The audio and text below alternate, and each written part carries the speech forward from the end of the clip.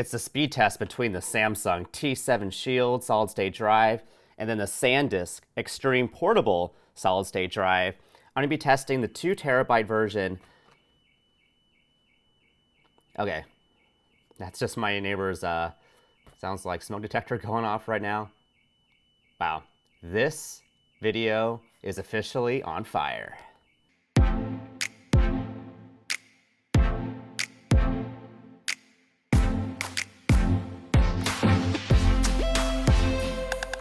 I've had the SanDisk drive for almost 2 years running external libraries, and I've been actually very happy with the SanDisk performance. So today we're going to show you how to use Final Cut Pro and running a library completely externally using SanDisk's Extreme Portable SSD. This is the version that gets about, it's a 1050 megabytes per second, basically 1 gigabyte per second. They should just state that. And then this Samsung drive is rated at the exact same speed, but I want to test this out in real situations. What I'm going to do is I'm going to drop a 50 gigabyte folder from my MacBook onto the Samsung and the SanDisk drive to see which drive is potentially faster. And I'm going to send the same folder from the drive back to the Mac. And then finally, I'm going to run an external library in Final Cut Pro from these drives to see if there's any difference in performance or render time when I'm exporting the file back out. So this is going to be a great test. It's also going to be great for me to know because I still have time to return the Samsung drive that just came in if I need to. So let's see if this drive is going to be worth keeping. Here's the setup. I'm going to attach the SanDisk drive to one of the USB-C ports on this MacBook. And then I'm going to use the same C to C cable on the Samsung T7 drive. I'll plug this right in there, and we're going to attach this to the second C port right there, right? So we have SanDisk and the Samsung both attached to both of the C ports directly. We're not going to use this hub, we're just going to go directly into the MacBook. I'm going to select this Yosemite to Arizona folder, which contains about 50 gigabytes of photos and video files. And I'm going to transfer them to both the Extreme SSD as well as the T7 Shield drive. So we're going to give these 2 drives some time to transfer and write onto the drive in real time. So I'm not going to accelerate this video. From the get-go, these are both performing very equal. So I'll be very curious to see how this test finishes. Right now, you can get both drives for actually the same price, so they're both rated for the same speed. They're both 2 terabytes, and right now you can get each of these for about $160. So yeah, curious to see which one takes the lead. I know I'm not being sponsored by either SanDisk nor Samsung, so this is completely unbiased. Although, to be honest, I wouldn't mind being sponsored because who wouldn't want to get some free products or get paid to do these tests? But it's all good. I'm just curious to see what happens. At the beginning, you may have noticed that I started the transfer onto the SanDisk Extreme SSD a few seconds sooner, but already the T7 Shield has caught up. So it looks like the Samsung drive is running a little bit faster, and as we're about to see, it's going to finish about 5 to 6 seconds sooner than the SanDisk. So for the right speed test, the Samsung T7 wins this speed test.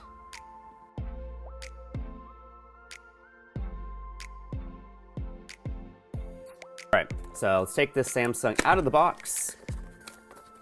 Here, it's the packaging that it comes in, and hey, it almost feels like opening up another type of product. Wink, wink. Let's see, what else do we have here? Okay, great. So in this Samsung, you get 2 cables.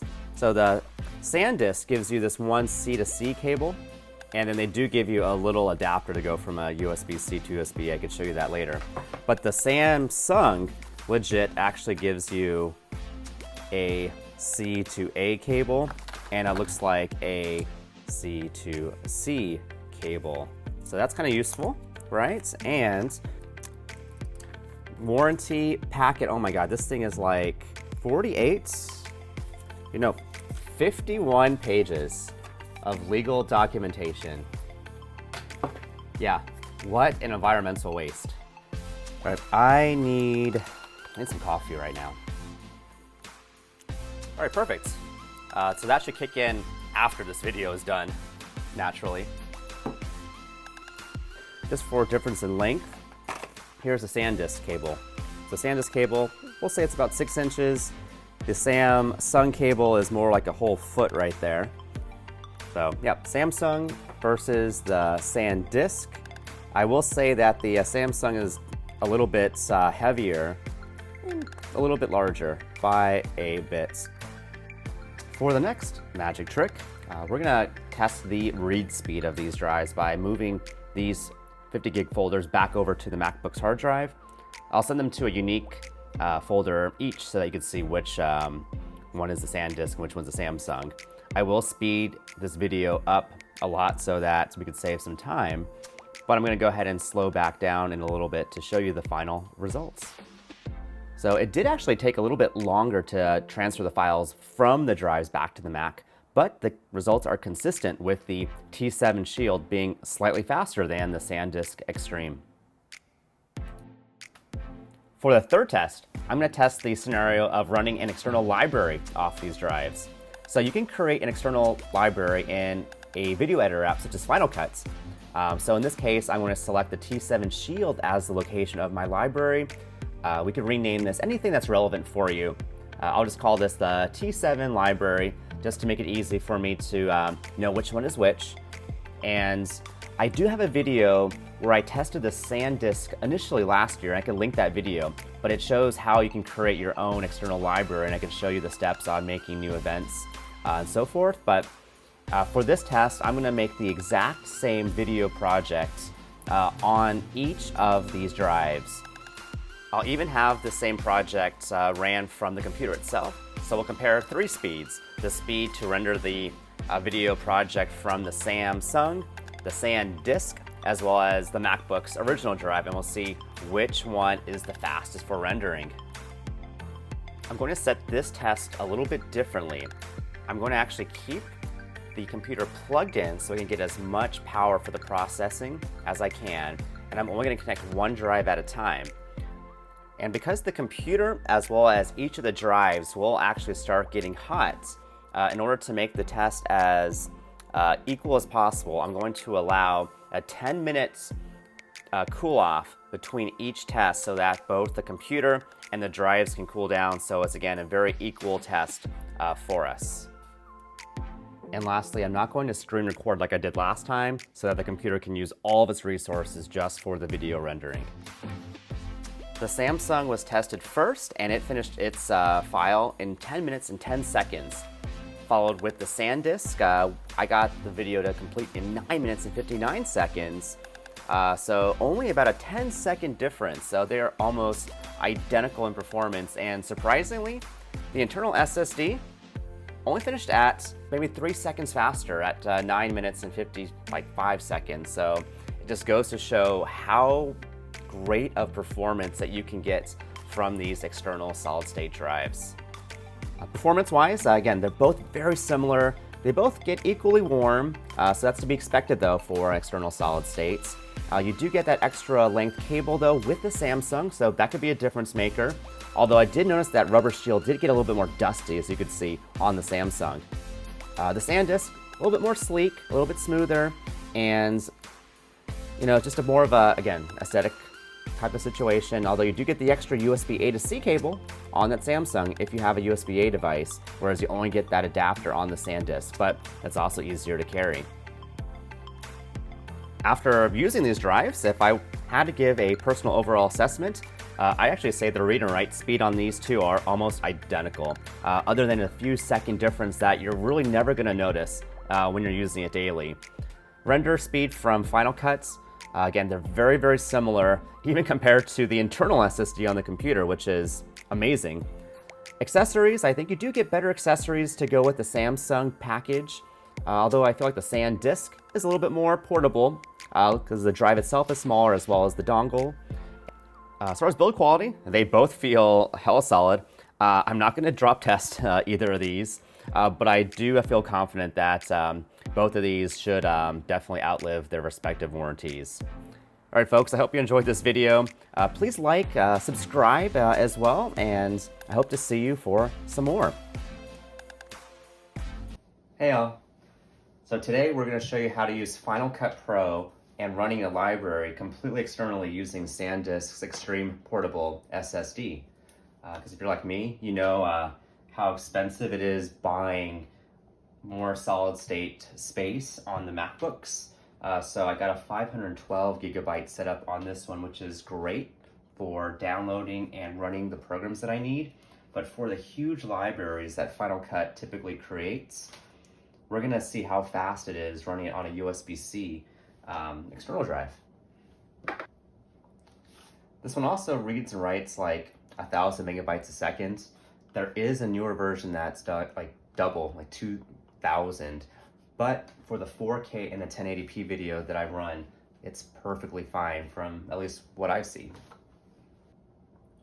All right, so to add this drive as a new Final Cut library, which will also store all of your rendered files, go to New, Library,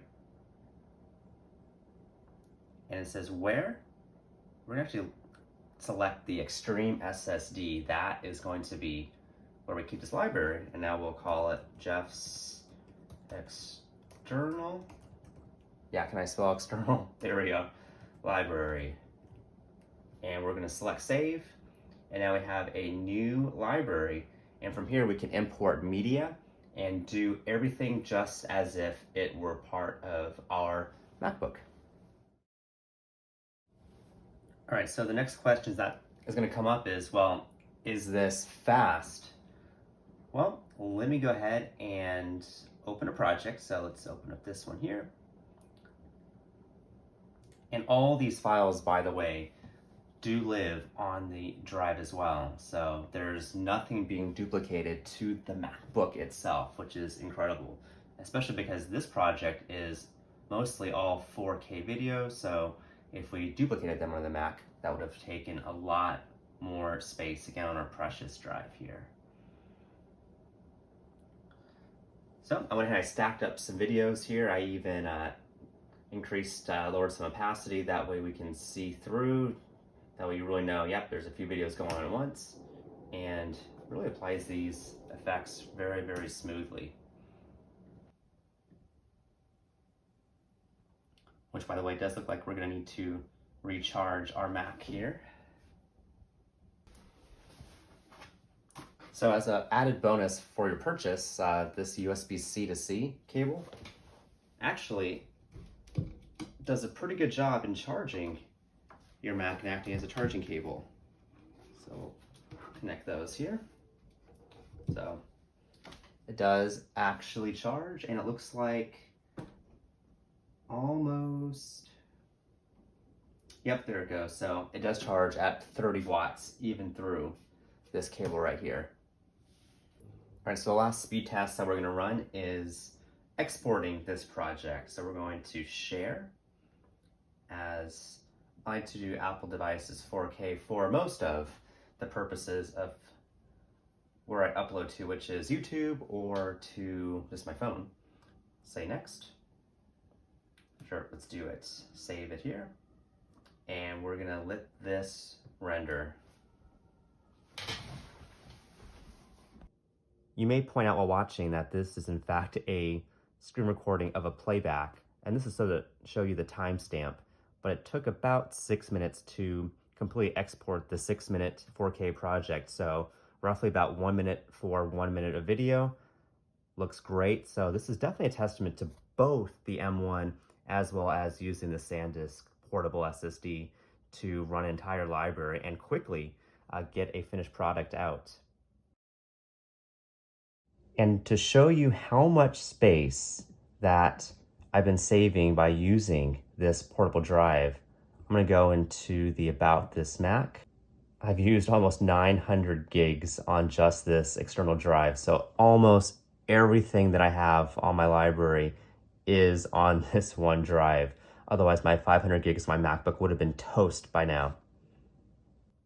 I hope you got some confidence after watching this. If you're thinking about running your Final Cut library externally, I've been doing this actually since the USB 2 days when we had USB-A drives. So I already knew that this was going to exceed those expectations and hope it exceeds yours as well. All right, happy filmmaking, you guys, and we'll see you for another one.